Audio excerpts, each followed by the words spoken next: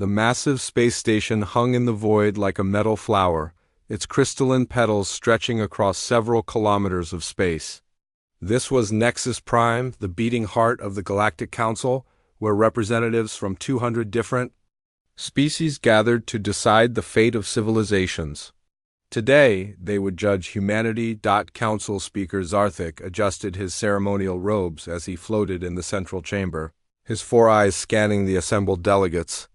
The Zephyrian had held this position for 3 decades, and in all that time, no decision had been as straightforward as this one. The humans were clearly inferior, their technology primitive, their understanding of galactic politics non-existent. Yet protocol demanded they be given the same chance as every other species that sought membership in the Council. The fleet trials will commence in 6 standard hours, Zarthik announced, his voice carrying through the translation matrices to every species present. As is tradition, each candidate species will demonstrate their military capability through a series of combat exercises. Success grants full membership privileges and access to all trade routes. Failure results in immediate quarantine from Galactic society. The chamber buzzed with conversation as delegates discussed the upcoming trials. In the Corvan section, Admiral Vexfer clicked his mandibles with amusement. His empire had brought 800 biomechanical cruisers, each one a living weapon capable of regenerating damage and adapting to enemy tactics. The sight of such a massive fleet had already intimidated several smaller species into withdrawing their applications. Across the chamber, the Vorthan Collective's representatives remained silent, their cybernetic implants glowing softly in the dim light. They had arrived with 1,200 phase-shift destroyers, ships that could exist in multiple dimensions simultaneously and strike from angles that defied conventional physics. The Vorthans had never lost a fleet trial, and they intended to maintain that record, but it was the Zephyrian fleet that truly dominated the staging area outside Nexus Prime. 500 crystalline dreadnoughts floated in perfect formation, their hulls refracting starlight into rainbow patterns. Each ship was the size of a small moon, powered by captured stars and armed with weapons that could shatter planets. The Zephyrians had ruled the galaxy for centuries, and their fleet was a reminder of why. What about the humans? Asked Delegate Mortan of the hegemony, his tentacles writhing with curiosity. Surely they must have brought something impressive to warrant consideration. Zarthik's expression remained neutral, but internally he was amused. The humans had been discovered only 6 months ago when their primitive radio signals had been detected by a routine survey probe. Their home planet was a backwater world in an unremarkable star system, populated by a single species that had barely achieved faster-than-light travel. The very idea that they might qualify for council membership was laughable. The human delegation has been granted the same opportunities as all candidates, Zarthik replied diplomatically. They will present their fleet according to protocol. As if summoned by their conversation, the chamber's main display activated, showing the arrival of the human delegation. Every delegate turned to watch as a single ship dropped out of hyperspace near the station. It was small, perhaps 300 meters in length, with a hull that appeared to be constructed from simple, titanium steel composite. No exotic materials, no energy shielding, no obvious weapon systems beyond a few point defense turrets. The silence in the chamber was deafening. Then, slowly, laughter began to ripple through the assembled delegates. The Corvan Admiral's mandibles clicked rapidly in his species equivalent of hysterical amusement. The Vorthan representative's cybernetic implants flickered with what could only be described as electronic mirth.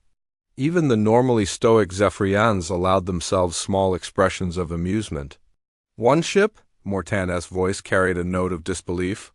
They brought one ship? The human vessel, designated UES Liberty according to the identification beacon, requested docking permissions with the same calm professionalism that any other species might use. The voice that came through the communication system was steady and confident, belonging to someone who introduced himself as Captain Jake Morrison. Nexus Prime Control, this is UES Liberty requesting docking bay assignment for diplomatic personnel transfer. We have Ambassador Lisa Grant aboard and ready for preliminary meetings. The control officer, a young Zephyrian named Veltar, looked uncertainly at his superiors before responding. UES Liberty, you are cleared for Docking Bay 7. Please be advised that fleet trial registration requires a minimum of 10 vessels for combat evaluation. There was a pause before Captain Morrison's voice returned, and when it did, there was something in his tone that made Valtar's crystalline skin tingle with unease. Control, we are aware of the requirements. 1 vessel is all we need. The laughter in the chamber intensified. Admiral Vexfer was practically vibrating with amusement, his biomechanical implants glowing brighter than usual. Did you hear that? They think 1 primitive ship can compete against our fleets. This will be the shortest fleet trial in galactic history, but not everyone was laughing. In the observation deck reserved for neutral species and elderly Menthari, scholar named Cathara watched the human ship with growing interest. Her species had been studying warfare for millennia, and something about the Liberty's approach bothered her. Why would a species that had just discovered faster than light travel be so confident about facing the galaxy's greatest military powers? The Liberty docked with mechanical precision, its movements smooth and controlled despite the apparent simplicity of its design. Through the station's sensors, Cathara could detect unusual energy signatures emanating from the human vessel.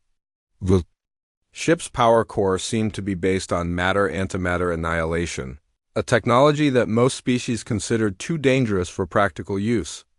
Yet the humans had somehow made it stable enough for military deployment. Ambassador Lisa Grant emerged from the Liberty's docking tube with the confident stride of someone who had never doubted her welcome. She was a tall woman with graying hair and sharp green eyes that seemed to take in every detail of her surroundings.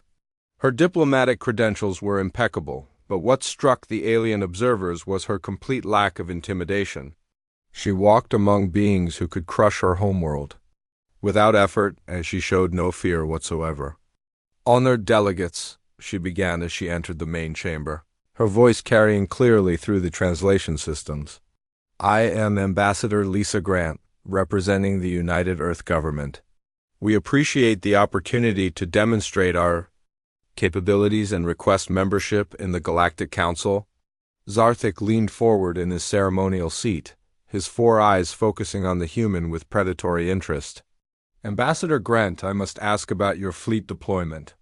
Our records show only 1 vessel in your formation. Are you perhaps experiencing technical difficulties with your other ships? Grant's smile never wavered.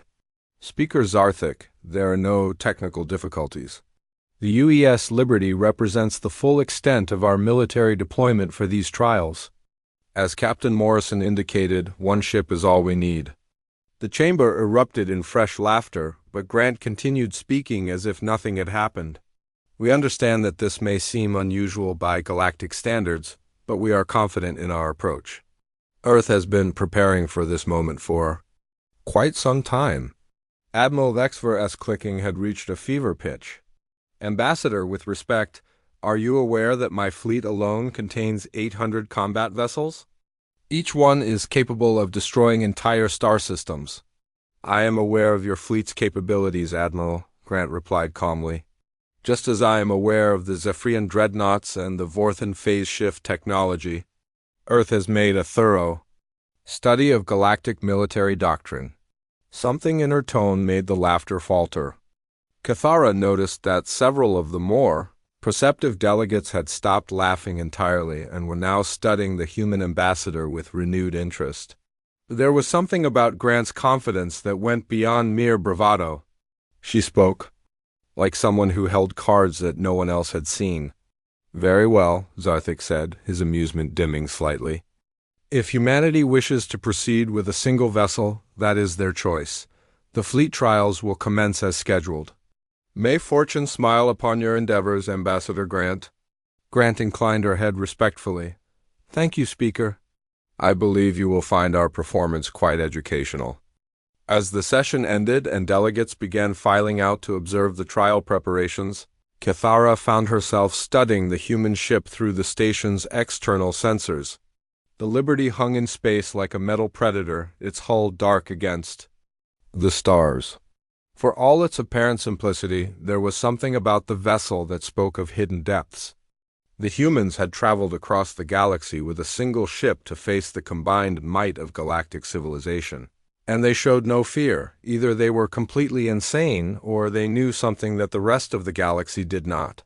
Cathara had a growing suspicion that it was the latter, and that realization sent a chill through her ancient bones. Tomorrow's trials would be far more interesting than anyone expected. The staging area around Nexus Prime buzzed with activity as the fleet trials began.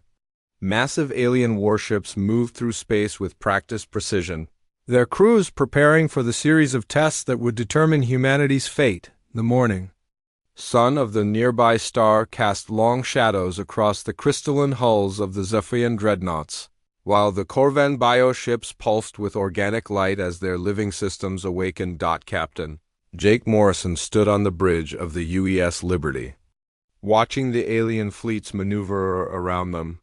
His crew worked quietly at their stations, their movements efficient and calm despite the overwhelming odds they faced. The bridge itself was surprisingly spacious for such a small ship, with displays showing tactical information that would have impressed even the most advanced alien observers had they been able to see it. Formation exercise commencing in 30 minutes, announced the trial coordinator through the communication system. All participating vessels will demonstrate basic maneuvering capabilities before proceeding to combat simulations. Morrison nodded to his helmsman, Lieutenant Commander Alex Turner, who sat at the navigation console with his hands resting lightly on the controls. Turner was young for his rank, barely 30 years old, but he had trained on simulators that recreated the flight characteristics of every known alien vessel type. His fingers moved across the control surface with the confidence of someone who had flown these patterns 1,000 times before. "Ready when you are, Captain," Turner said, his voice steady despite the magnitude of what they were about to attempt. Through the main view screen, Morrison could see the alien fleets arranging themselves in their traditional formations. The Zephyrians moved like a crystal symphony, their ships flowing through space in perfect harmony. The Corvan vessels undulated like living creatures, their biomechanical hulls flexing and shifting as they navigated. The Vorthan destroyers flickered in and out of visible space, their phase shift technology making them appear ghostly and ethereal. "All vessels begin formation Delta 7, came the coordinator's voice. Morrison watched as the alien fleets began their demonstration. Delta 7 was a complex pattern that required ships to maintain precise distances while executing a series of interlocking spirals.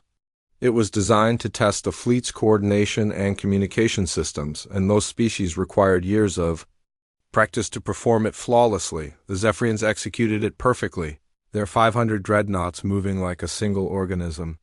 The Corvan ships followed suit, their biological nature allowing them to adapt to the formation instinctively.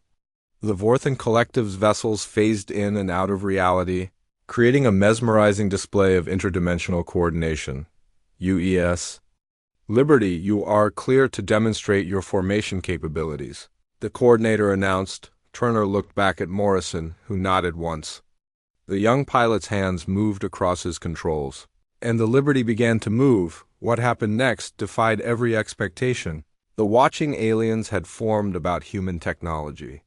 The Liberty didn't just execute Formation Delta 7, it performed it with a precision that made the other fleets look clumsy by comparison. The ship moved through the complex pattern as if it were dancing, its hull cutting through space with impossible grace, but that wasn't the most shocking part.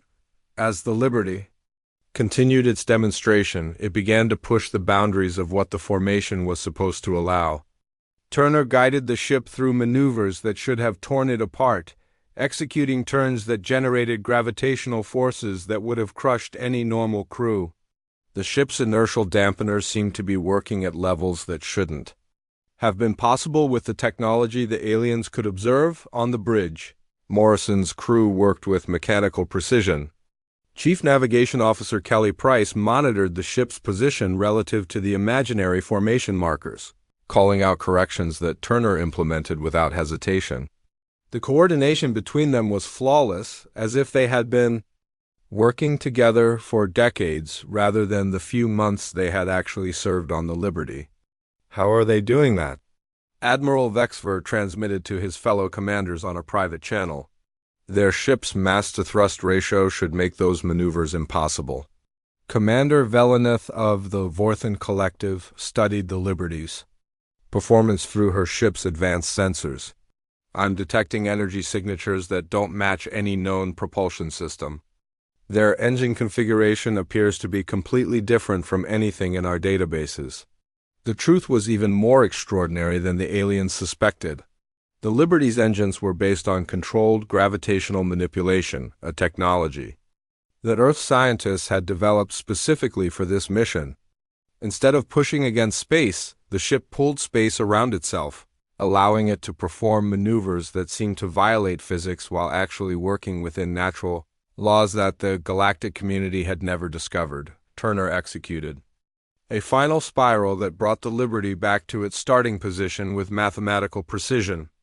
The ship settled into position as if it had never moved, its hull showing no signs of stress from the extreme maneuvers it had just performed. Formation exercise complete, the coordinator announced, but his voice carried a note of uncertainty. That hadn't been there before, Morrison smiled grimly as he watched the alien fleets, repositioning themselves for the next phase of the trials. Through the tactical displays, he could see the confusion spreading through the alien command structures. They had expected humanity to embarrass itself in the formation exercises, not to outperform fleets that had been training for centuries. Combat simulation commencing, the coordinator announced. All vessels will engage automated defense drones using standard weapons only.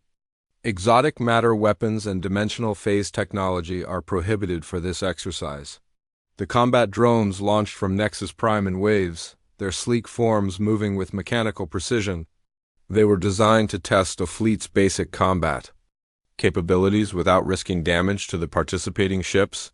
Each drone was equipped with standard energy shields and programmed with the combat patterns of a dozen different species. The alien fleets engaged first, their weapons lighting up space with brilliant displays of energy. Plasma cannons fired in coordinated volleys, particle beams swept across the void in deadly arcs, and fusion torpedoes streaked toward their targets. The drones responded with their own weapons, creating a light show that was both beautiful and terrifying. Morrison watched the display with professional interest. The alien fleets were skilled, their tactics refined through countless battles. But they were also predictable, following patterns that Earth's military analysts had studied for months.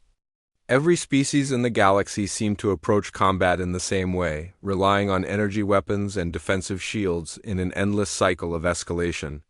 U.S. Liberty, you are cleared to engage, the coordinator announced. Morrison nodded to his weapons officer, Chief Rachel Coleman, who had been waiting patiently at her station. Coleman was a veteran of Earth's military, her experience gained in conflicts that the aliens couldn't imagine. She had trained on weapon systems that used principles the galaxy had never encountered. Weapons free, Morrison ordered. Coleman's hands moved across her controls and the Liberty's weapon systems came online. But instead of the expected energy discharges, something completely different happened. The ship's hull opened to reveal a series of sleek railgun turrets, their magnetic coils beginning to glow with contained energy. The first salvo fired with a sound that was felt rather than heard, the magnetic acceleration creating gravitational ripples that registered on every sensor in the area. The projectiles that emerged from the Liberty's guns were simple tungsten rods, but they had been accelerated to relativistic speeds, their kinetic energy approaching that of small nuclear weapons. The combat drones didn't stand a chance. Their energy shields, designed to deflect particle beams and plasma bolts, were completely useless against solid matter moving at such incredible velocity. The tungsten rounds punched through the drone's defenses as if they didn't exist, destroying target after target with surgical precision.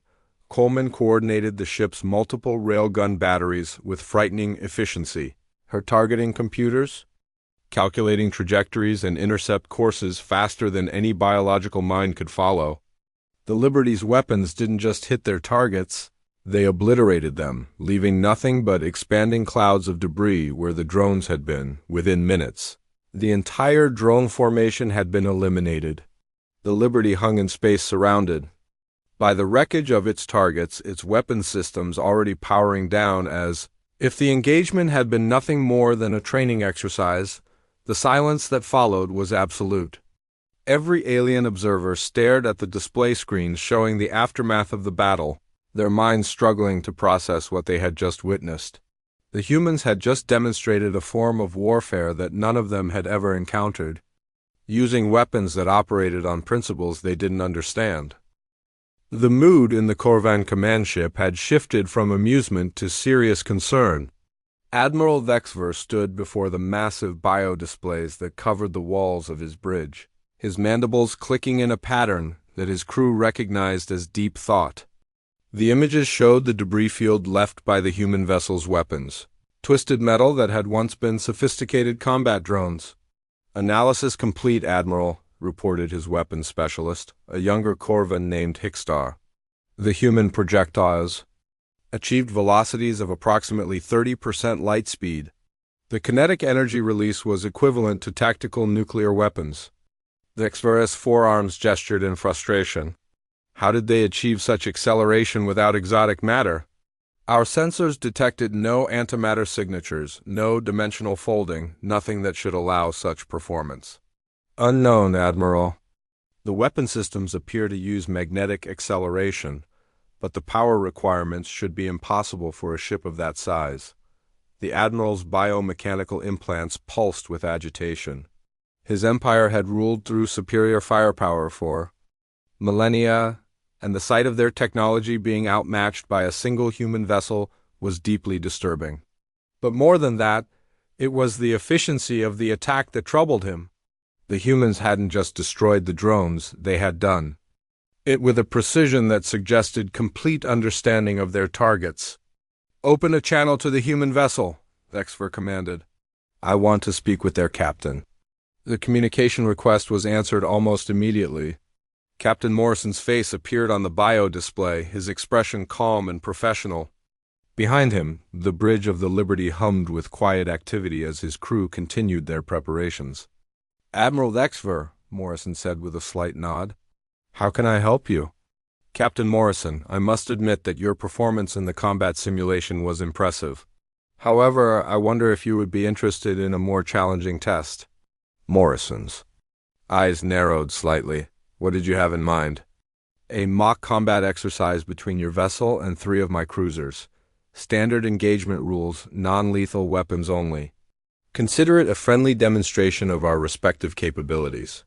The request was not entirely friendly, and both commanders knew it. The Corvan Empire had a reputation for using such demonstrations to intimidate potential rivals, and their bioships were particularly well suited for psychological warfare. But Morrison's response was immediate and confident. "We accept your challenge, Admiral. When would you like to begin?" Vexverus' mandibles clicked with satisfaction. "Immediately, if you are ready. My ships will take position at the designated combat zone." The communication ended, and Morrison turned to his crew. The bridge was a study in controlled tension. Every officer at their station and ready for action. Unlike the alien crews, who often showed visible signs of stress or excitement before combat, the humans worked with mechanical precision. "Alex, take us to the combat zone." "Rachel, I want all weapon systems online but set to training mode. We don't want to actually hurt anyone today." Lieutenant Commander Turner guided the Liberty toward the designated area, a region of space several 1,000 kilometers from Nexus Prime. The ship moved with the same impossible grace it had shown during the formation exercises, its hull cutting through space without visible effort. 3 Corvan bio-cruisers were already waiting, their organic HULLs pulsing with bioluminescent patterns. Each ship was massive, roughly the size of a small city, with weapon systems that had been grown rather than built. The creatures that formed their hulls were semi-intelligent, able to adapt to damage and even regenerate lost sections during combat. "Impressive," commented Chief Engineer Danny Foster from his station. Each of those ships must mass at least 50 times what we do. Size isn't everything, Morrison replied, watching the tactical displays as the Corvan vessels maneuvered into attack formation. Remember, they think they're dealing with primitive human technology. Let's show them what we're really capable of. The engagement began with the Corvans launching their signature weapon system. Clusters of biomechanical spores erupted from the cruisers' hulls, each one designed to eat through enemy armor with corrosive acids. The spores moved in complex patterns, their biological nature allowing them to adapt their approach based on the target's defensive measures, the Liberty's point defense. Systems activated with lightning speed. Instead of the energy-based weapons that most species used, the human ship deployed a network of rapid-fire kinetic interceptors. Tiny tungsten pellets accelerated to incredible velocities by magnetic coils, each one precisely targeted to intercept an incoming spore. The display was mesmerizing. Thousands of projectiles filled the space around the Liberty, creating a defensive barrier that no biological weapon could penetrate. Every single spore was destroyed before it could reach the ship's hull, the interceptors detonating them in brilliant flashes of light. "Impossible," whispered Commander Velenith from her position aboard the Vorthan observation vessel. No point defense system should be that accurate. But the human ship wasn't finished. As the last of the spores were destroyed, the Liberty's main weapons came online. Chief Weapons Officer Rachel Coleman had been studying the Corvan vessels. Throughout the engagement, her targeting computers analyzing their hull composition and structural weaknesses. "Primary weapons charged and ready," she reported to Morrison. "Fire!" The railguns discharged with their characteristic gravitational pulse, but this time the projectiles were different. Instead of simple tungsten rods, the Liberty fired specialized penetrator rounds designed specifically for organic targets. The projectiles were smaller than those used against the drones, but they moved even faster, their velocity approaching 40% of light speed. The impact on the first Corvan cruiser was devastating. The biohull, designed to absorb and distribute energy weapons, was completely unprepared for the kinetic assault. The penetrator round punched through the ship's organic armor as if it were tissue paper, its passage creating a wound that the biological systems couldn't immediately heal.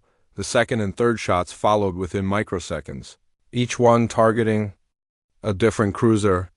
The precision was surgical, the rounds striking critical systems while avoiding areas that might cause permanent damage to the living ships. The Corvan vessels reeled from the impacts, their biohulls writhing in pain as damage control systems struggled to respond. "Weapons hold," Morrison ordered, even as his crew prepared for the next salvo. The Corvan ships were disabled but not destroyed, their biological nature allowing them to survive wounds that would have completely destroyed conventional vessels. But they were clearly no longer combat effective, their weapon systems offline and their propulsion systems struggling to maintain basic maneuvering. "Exercise complete," Morrison announced over the communication system. "Stand down all weapons." The silence that followed was profound. Admiral Vexfer stared at his tactical displays, his mind struggling to process what had just happened. 3 of his finest cruisers, each one a masterpiece of biological engineering, had been defeated by a single human vessel in less than 4 minutes. "How?" he transmitted to the Liberty, his voice barely controlled. Morrison's response was calm and matter-of-fact. "Superior technology, Admiral. Earth has been preparing for this moment for a long time. But the power requirements, the targeting precision, the weapon velocities, none of it should be possible with your level of technology." "Our level of technology may not be what you think it is," Morrison replied. "We've had time to study galactic combat doctrine. We know how every species fights, what weapons they use, what defenses they rely on. We've designed our systems specifically to counter those approaches." The implications of Morrison's words sent a chill through every alien observer. The humans hadn't just stumbled onto superior technology, they had deliberately engineered it to defeat galactic military doctrine. They had been preparing for this confrontation while the rest of the galaxy remained oblivious to their existence. "This changes everything," Vexfer muttered to his crew. If one human ship can defeat 3 of our cruisers, what could their entire fleet accomplish? The question hung in the air like a death sentence. The Corvan Empire had built its power on military superiority, and that superiority had just been shattered by a species they had dismissed as primitive. But even more disturbing was the realization that this was just a demonstration. The humans had defeated his ships without causing permanent damage, showing a level of control that suggested they could have done much worse. Back on the Liberty, Morrison's crew was already preparing for the next phase of the trials. The bridge hummed with quiet efficiency as they reviewed their performance and made minor adjustments to their systems. They had just rewritten the galaxy's understanding of human capabilities, but for them, it was simply another training exercise. "Excellent work, everyone," Morrison said to his crew. "But remember, this is just the beginning. The real test is yet to come." Through the main view screen, they could see the alien fleets regrouping, their formations more cautious now that they understood what they were facing. The galaxy had just learned that humanity was not the primitive species they had assumed, and the political implications of that discovery were only beginning to unfold. The news spread through the galaxy like wildfire.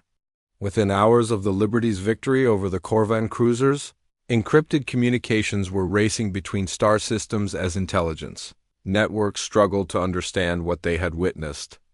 In the depths of space, monitoring stations that had been quietly observing the fleet trials suddenly found themselves at the center of a galactic crisis. On the hegemony capital world of Morden, the Council of Ministers convened an emergency session. The chamber was filled with the nervous energy of beings who had just realized that their understanding of the universe had been fundamentally wrong. Prime Minister Kolvash stood before the assembled representatives, his tentacles writhing with barely contained anxiety. "The implications are clear," he announced to the gathered ministers.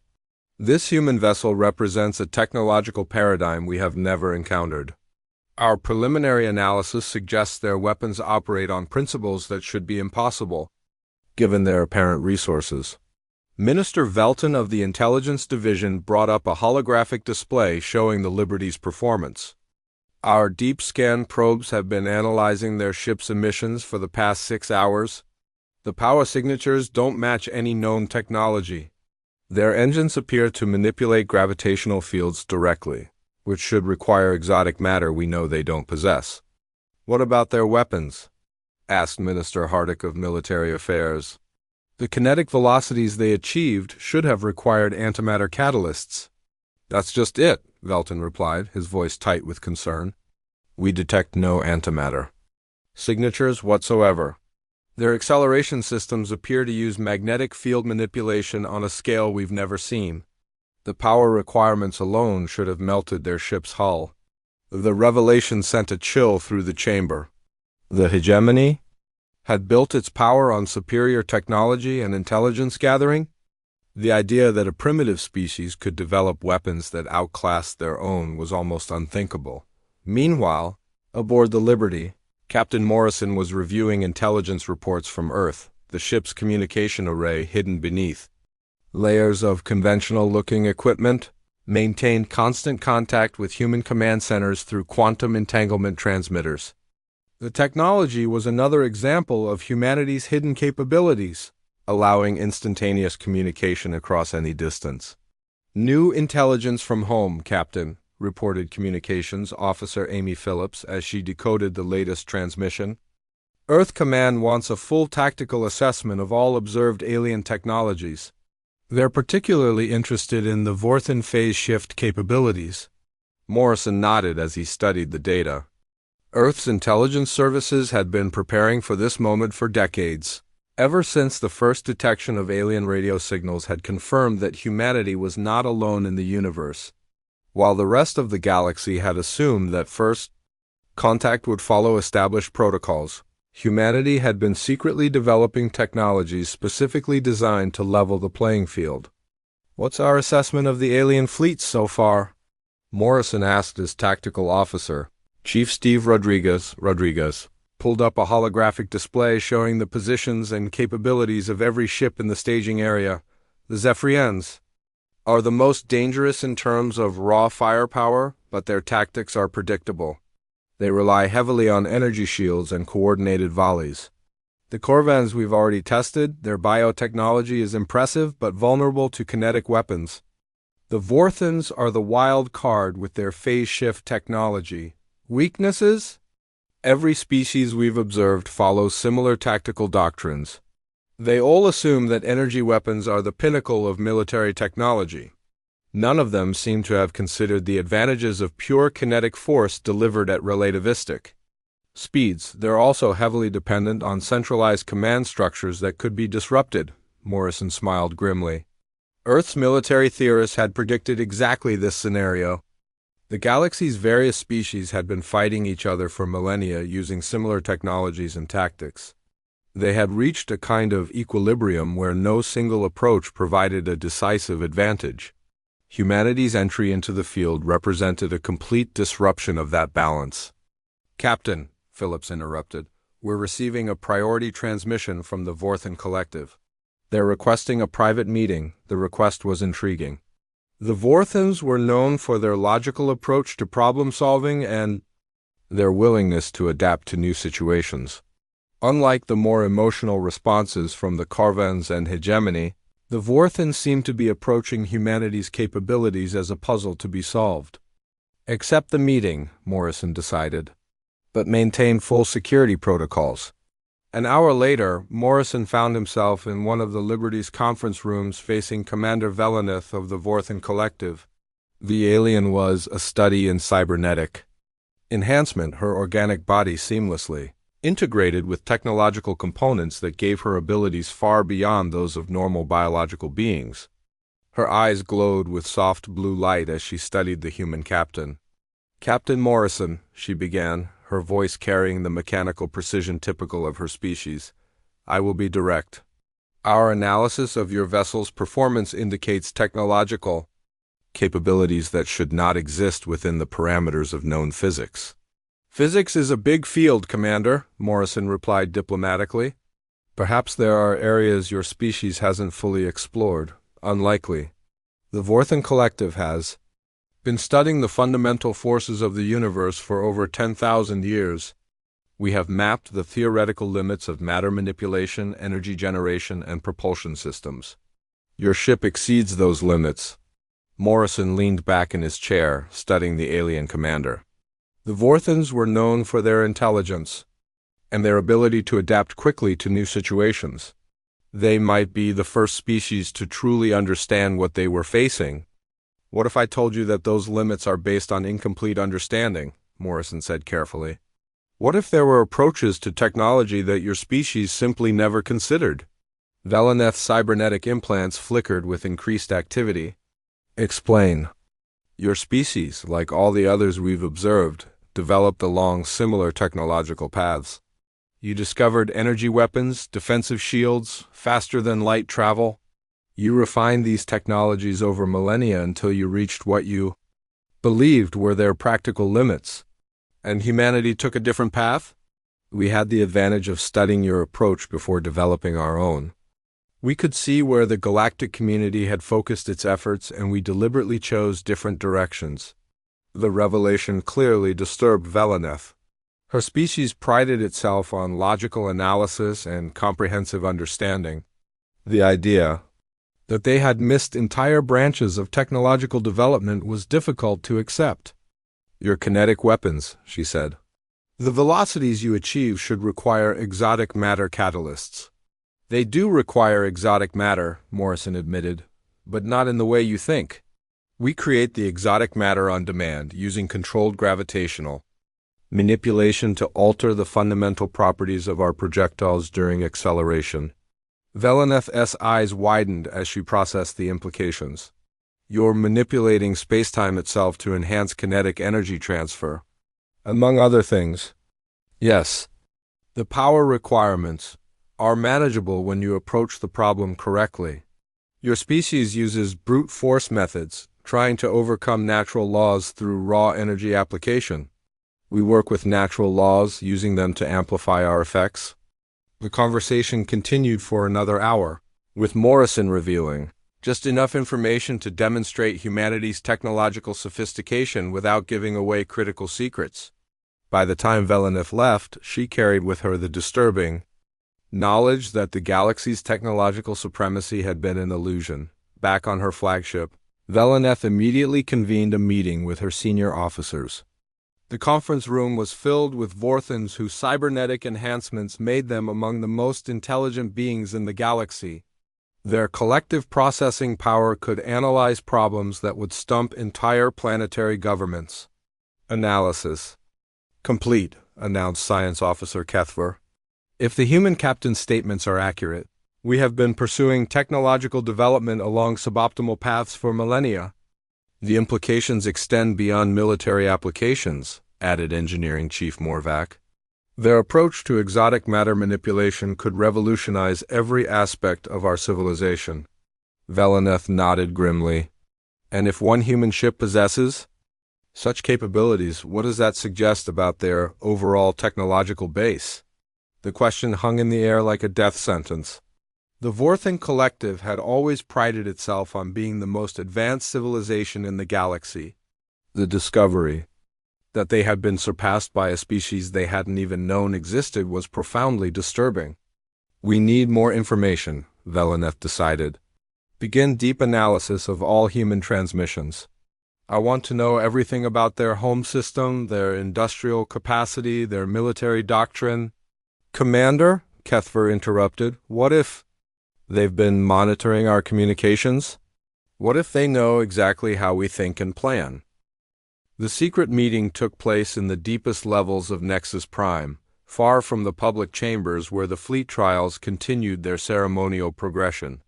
Representatives from the Zephyrian Hegemony, Corvin Empire, and Vorthan Collective gathered in a shielded conference room, their faces grim with shared concern.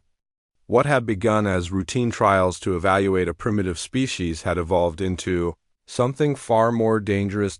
Council Speaker Zarthik stood at the head of the crystalline conference table, his four eyes reflecting the holographic displays that showed tactical analyses of the human vessel.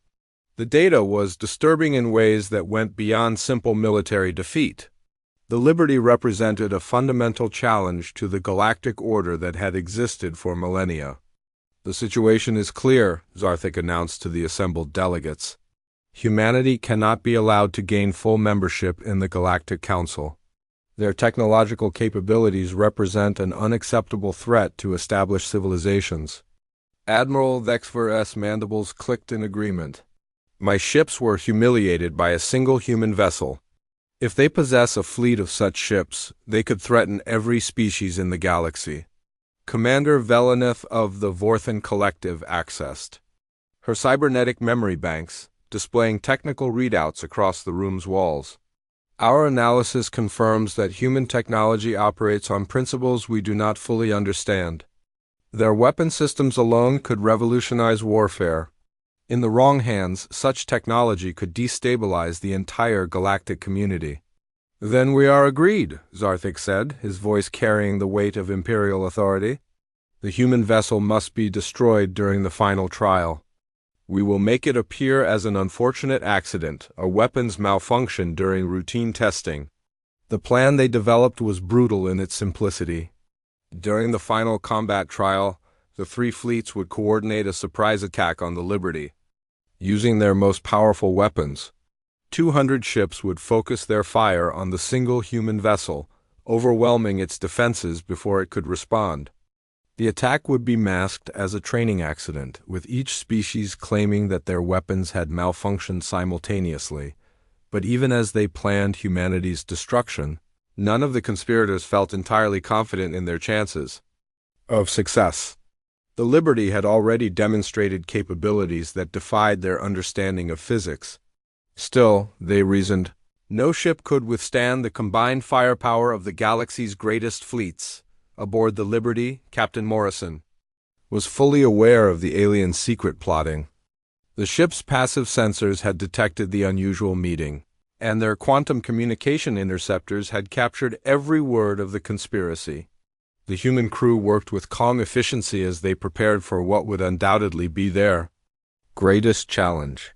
Final trial begins in 2 hours, reported Navigation Officer Kelly Price from her station. All alien fleets are moving into attack formation under the guise of standard trial positioning. Morrison studied the tactical displays showing the positions of the enemy ships. 200 vessels were arranging themselves in a perfect killing formation, their combined firepower capable of destroying entire star systems. Any normal ship would be vaporized instantly under such an assault. Alex, prepare for combat maneuvering, Morrison ordered. Rachel, I want all weapon systems online and ready for rapid engagement. Danny, push our power systems to maximum efficiency. Lieutenant Commander Turner's hands moved across his navigation controls with practiced precision. Evasive patterns. Loaded and ready, Captain. The ship is prepared for extreme maneuvering. Chief Weapons Officer Coleman ran final checks on the Liberty's armament. All railgun batteries charged and targeting systems active. Point defense networks are online. Chief. Engineer Foster monitored the ship's power distribution from his station. Gravitational manipulation systems operating at full capacity. We're ready for whatever they throw at us. The final trial was announced as a general combat exercise designed to test each species' ability to coordinate large fleet actions. The stated objective was simple: demonstrate tactical flexibility and weapons coordination against multiple targets. What the public announcements didn't mention was that the Liberty would be facing all of the alien fleets simultaneously. Trial commencing, announced the coordinator, his voice carefully neutral despite the knowledge of what was about to unfold. The attack began with devastating suddenness. Energy weapons from 200 ships fired simultaneously, creating a storm of destruction that lit up space like a miniature star. Plasma cannons, particle beams, fusion torpedoes, and exotic matter. Weapons all converged on the Liberty's position with enough force to crack planets, but the Liberty was no longer where the aliens expected it to be. Turner had anticipated the attack pattern based on the ship's intelligence analysis, and he guided the vessel through a series of impossible maneuvers that carried it clear of the initial barrage.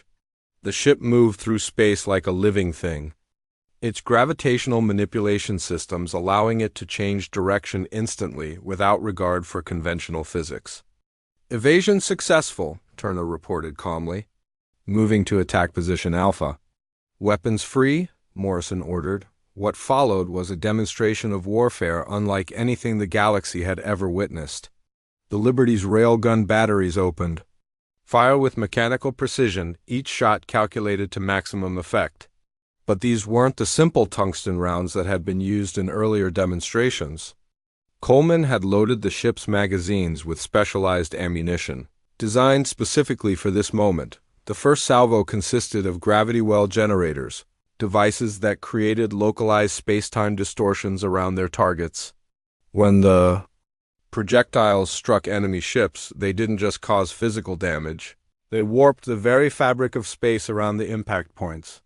Alien vessels found themselves caught in artificial gravity fields that crushed their hulls like tin cans. The second salvo used phase variance rounds that existed in multiple dimensions simultaneously.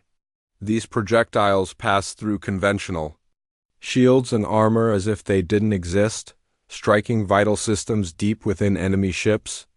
The Vorthan vessels, confident in their phase shift technology, watched helplessly as their own dimensional advantages were turned against them. The third salvo employed temporal displacement warheads that created small pockets of accelerated time around their targets. Ships caught in these fields experienced rapid aging, their hulls corroding and their systems failing as centuries of entropy occurred in seconds. "Impossible," whispered Admiral Dexfer as he watched his fleet being systematically destroyed. "How can they have so many different weapon types?" The answer was something the aliens couldn't have imagined. Earth scientists had developed modular ammunition systems that could be reconfigured on demand. The Liberty's railguns could fire dozens of different warhead types, each one designed to counter specific alien technologies and tactics, but the human ship wasn't finished. As the alien fleets struggled to respond to the unexpected assault, the Liberty began targeting their command and control systems. Communications Officer Amy Phillips had been analyzing alien command frequencies throughout the trials, and now she put that knowledge to devastating use. Jamming all enemy communications, she reported. Feeding false targeting data to their fire control systems. The result was chaos. Alien ships began firing on each other as their targeting computers received corrupted information. The carefully coordinated attack dissolved into a confused melee as ships tried to identify friend from foe while under constant bombardment from the Liberty's weapons. Chief Engineer Foster monitored the ship's performance with professional satisfaction. Power systems holding steady at maximum output. Gravitational manipulation is operating within normal parameters despite the extreme maneuvering. The Liberty continued its deadly dance through the battlefield, its weapons systematically eliminating enemy vessels while its defenses deflected incoming fire. The ship's shields weren't energy barriers like those used by alien civilizations. Instead, they were gravitational fields that redirected incoming attacks into parallel dimensions. "Target the command ships," Morrison ordered. "Let's end this quickly."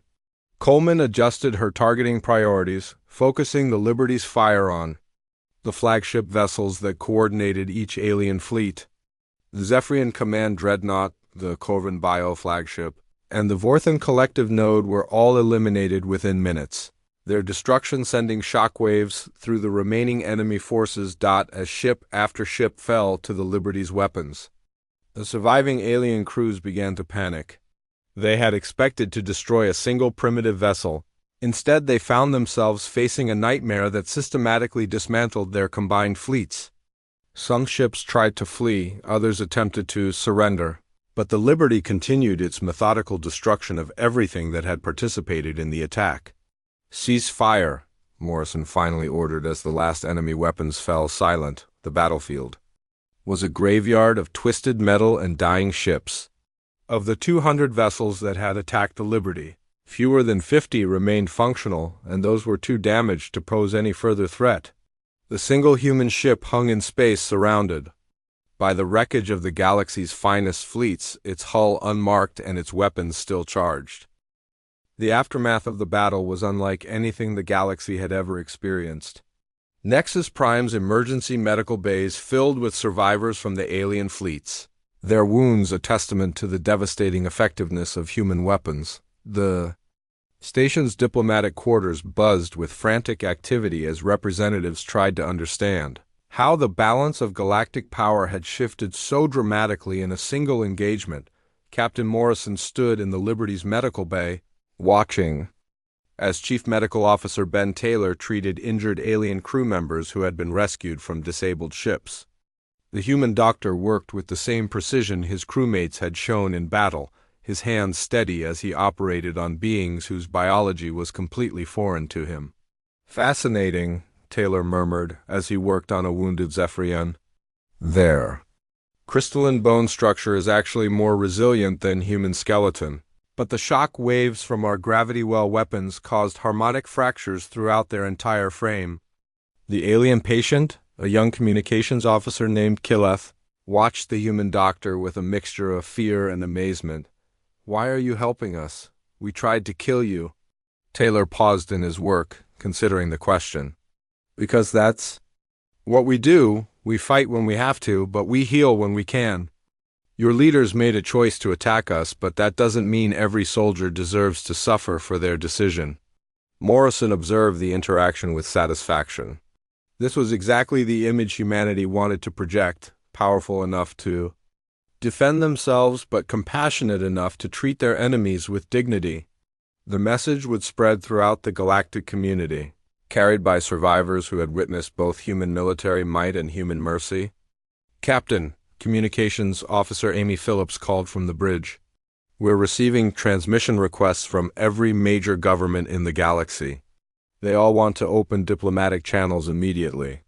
Morrison made his way back to the bridge, where his crew continued their duties with the same calm efficiency they had shown throughout the trials. The tactical displays still showed the wreckage of the alien fleets, but new contacts were appearing as rescue ships and diplomatic vessels arrived in the system. "Put me through to Ambassador Grant," Morrison requested. Lisa Grant appeared on the main screen from her position in Nexus Prime's diplomatic section. Behind her, Morrison could see alien representatives clustered in urgent discussions, their body language conveying panic and confusion. "Well done, Captain," Grant said with a slight smile. "I believe we've made our point. What's the diplomatic situation?" "Chaos, mostly. The Galactic Council is in emergency session trying to figure out how to respond. Some are calling for immediate ceasefire negotiations, others want to declare humanity an existential threat to galactic civilization." Morrison nodded. Earth strategists had predicted this exact scenario. The alien governments would be torn between their desire to eliminate the human threat and their fear of what humanity might do if provoked further. "Any word from Earth?" "Command is pleased with our performance. Phase 2 is authorized if necessary." The mention of Phase 2 sent a subtle tension through the bridge crew. They had just demonstrated the capabilities of a single human vessel, but Phase 2 would reveal something far more significant about humanity's true military strength. "Captain," Navigation Officer Kelly Price interrupted. "Long-range sensors? Add detecting incoming hyperspace signatures. Multiple vessels approaching from the direction of human space." Morrison studied the sensor readings with growing satisfaction. Right on schedule, just as Earth Command had planned. "How many ships?" "Difficult to determine exact numbers, but preliminary readings suggest at least 50 vessels, possibly more." The news spread quickly through the alien fleets in observation posts. Within minutes, every sensor array in the system was focused on the approaching human ships.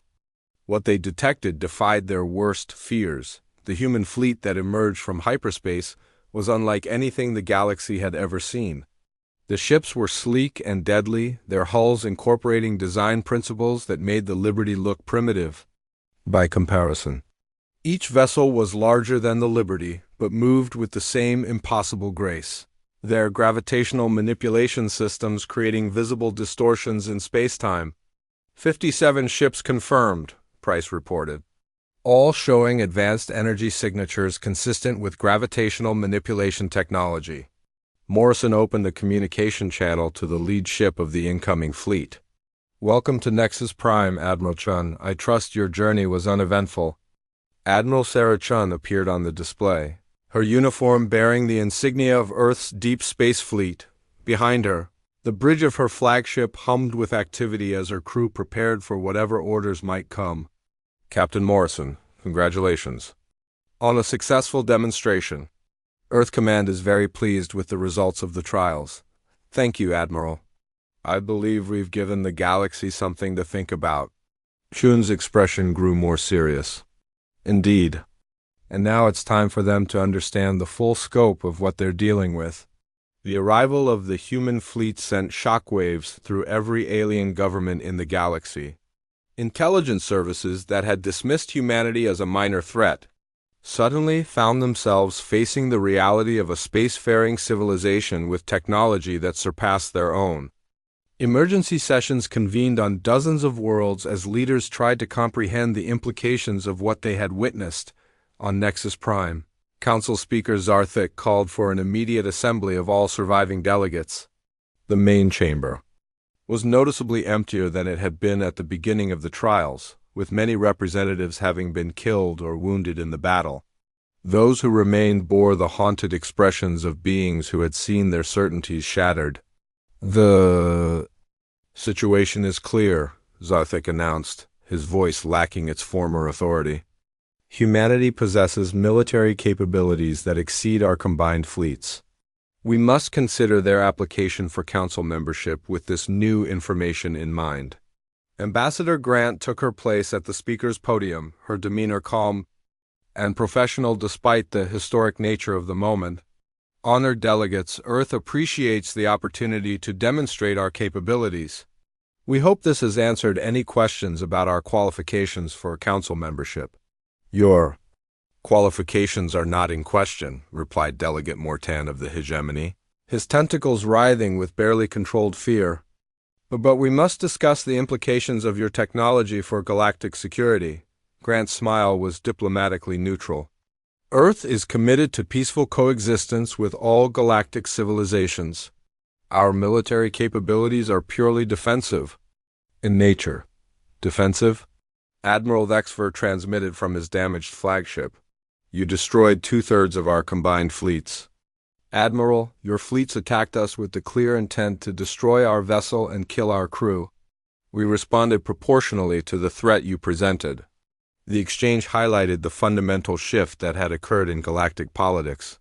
Humanity was no longer a petitioner seeking admission to an established order. They were a power that demanded recognition and respect. What are your terms?